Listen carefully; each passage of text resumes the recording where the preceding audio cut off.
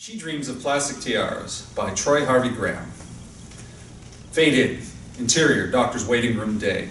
In a clean, white and wooden furnished waiting room sit Delmot, male 31, and Amberly, female 28, with their daughter Prada, age 2.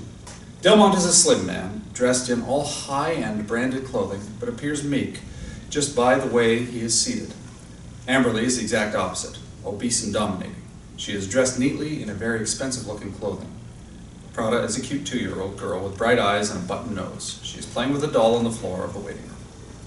From behind a wooden door, a man, Dr. Sanderson, steps into the waiting room to greet the family. He struggles with their surname. Mr. and Mrs. Ristori? That's Ristoranti. I am Amberly Ristoranti, and this is my husband Delmot and my daughter Prada. How are you today, Your Honor? Amberly attempts to sound intelligent as she speaks, misusing words or pronouncing words so that they sound clearer. Her use of language and almost stereotypical accent give the impression that she is from an impoverished background. Oh, no formalities. Please, call me Dr. Sanderson. Please, step into my office. Well, that is right proper of you, Doctor. I don't mind if we do. Amberly picks up Prada off the floor and heads toward the door. Delmot, please escort us. Delmot stands immediately and follows into the doctor's office, closing the door behind him. Cut 2. Interior, Dr. Sanderson's office day. The room is rather clinical, but not cold. There are a few books on the shelves and framed certificates on the wall. However, the surfaces are plain, white, and tidy. And the doctor's large desk is white, with just a silver laptop upon it. My, this is futuristic. Oh, please, take a seat. Ristorante. That's rather unusual. Do you own any sort of establishment? They each take a seat, placing Prada on the floor to play with her doll quietly. Oh, heavens no. Delmot here comes from a long line of restaurateurs, but we are not the sort of people who wish to maintain such a demeaning lifestyle for ourselves. No, sir. My own parents worked every day of their lives so that I would never have to. Oh. What may I ask was their profession? Oh, you may indeed. My parents made quite the large fortune by creating the first digital mapping system.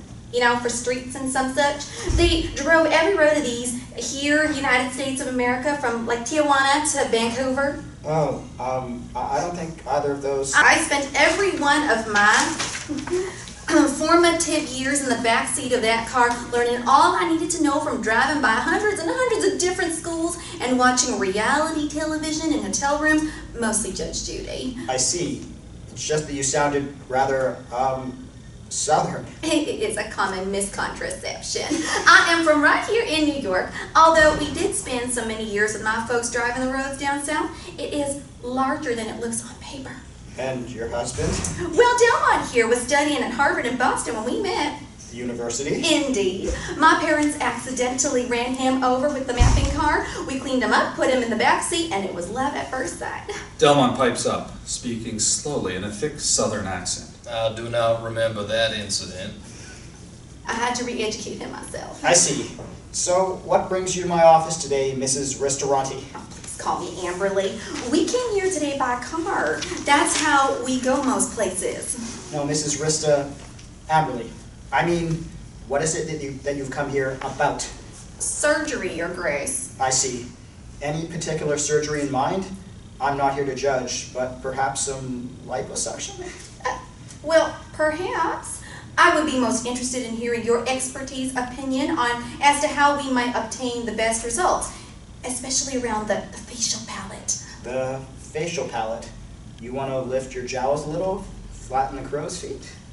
Amberly is taken aback. Oh my, no. Oh, Doctor, not me. I'm not the one in need of your attention. Dr. Sanderson looks puzzled. I apologize. I just thought, so what is it Delmot needs addressing? I Delmot, but you must be joking me, Your Regalness. Delmot is far from beyond fixing. Delmot seems slowly offended. Hey. Oh, Delmot, you know you ain't special. Plus, after my parents' car hit you, you never really healed properly. Well, that's true. No, Doctor, we're here for her. Amberly points to Prada, who is sitting on the floor. What? Prada? It's pronounced Prada, Doctor.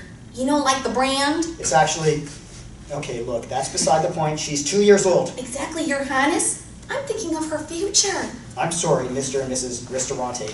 But unless there's a medical deformity here that needs addressing, and I don't see one, there isn't anything I can or will do for you here. Well, I am disappointed. Disappointed.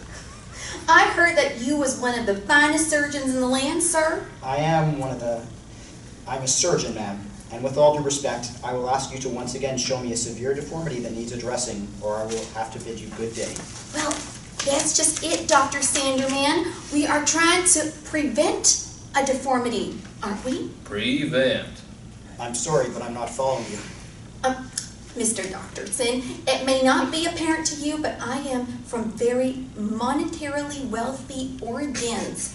I'll admit, it has surprised me somewhat. As such, I come from a life of great privilege and money, as only few fortunate folks do. But as Delroy and I have blown through most of what my parents done left us after their passings, I want to ensure Prada enjoys the same standings as we have in today's society. So, irregardlessness of our extravagant spendings, I am going to be darned if I'll let any of life's misfortune befall unto my daughter. Or mine. Misfortunes? I guess I'll just come out and say it then, shall I? I am not beautiful. She is not.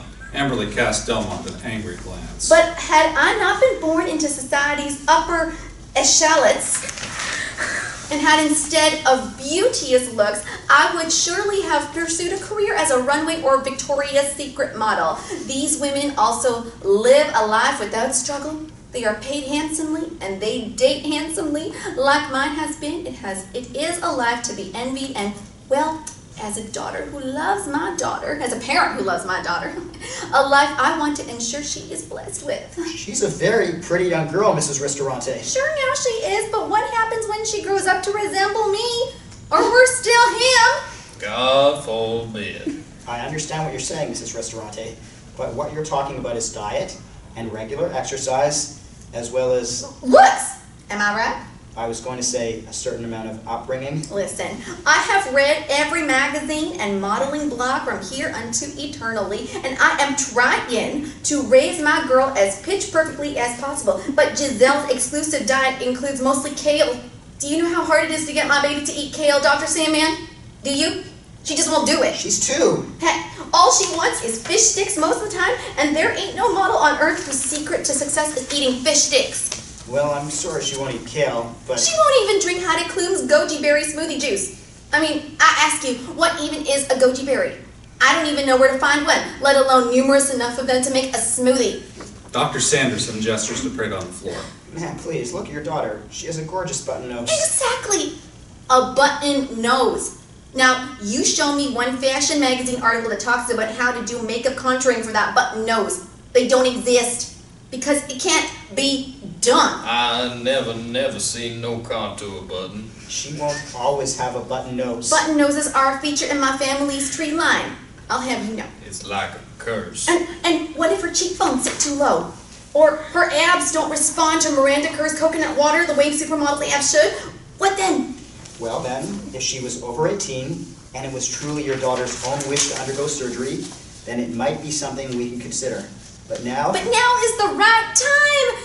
You know what the media paparazzi are like? They'll dig up photos of her befores and afters and drag her reputation through the mud if she gets it done too late. But now there is no way for them to know. Okay, I would know. Me, the doctor who would, under absolutely no circumstances, will perform any unnecessary surgery on a 2-year-old who, for all you know, has no intention of growing up to be a model. Well, not now she don't. How can she, knowing that this She gestures to herself. is what she has to look forward to? Amberly begins to cry. There, my honeysuckle princess. Delmot strokes Amberly's shoulder pathetically.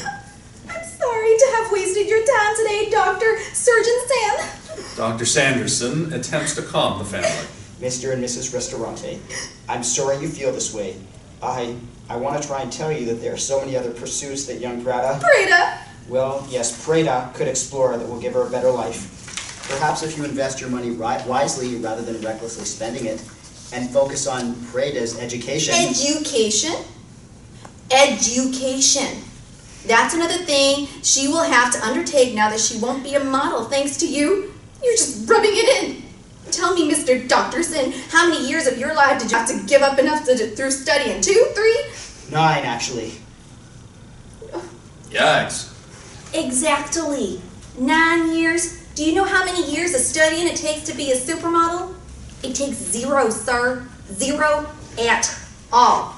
But guess what? They make more than you and all your fancy book learning make in a lifetime. So don't you go telling me that I'm not trying to do the best thing for my daughter by setting her up for a life of laziness and luxury like I've had the fortune to endure. Mrs. Restaurante, I think what might be best is if you throw away all of those fashion magazines you seem to be reading too much of. Then you and your husband take a good hard look at yourselves in the mirror. No, I get it. Trying to drum up some business by preying on me and my fragile emotional state instead. I see through your evil tricks, Dr. Mann. We are leaving this establishment. Come on, Delmot. Prada, bid His Highness a fair adieu. Prada waves and smiles a sweet, childlike smile. Bye, mister. Dr. Sanderson smiles back and whispers to Prada. Good luck, little one. The Ristorante family leave the office in a huff. Dr. Sanderson presses an intercom button on his laptop. Eloise, send in my next patient, please. After a brief moment, a stunning woman, Claudia, age 22, walks through the door. She's tall, blonde, slim, and striking in appearance.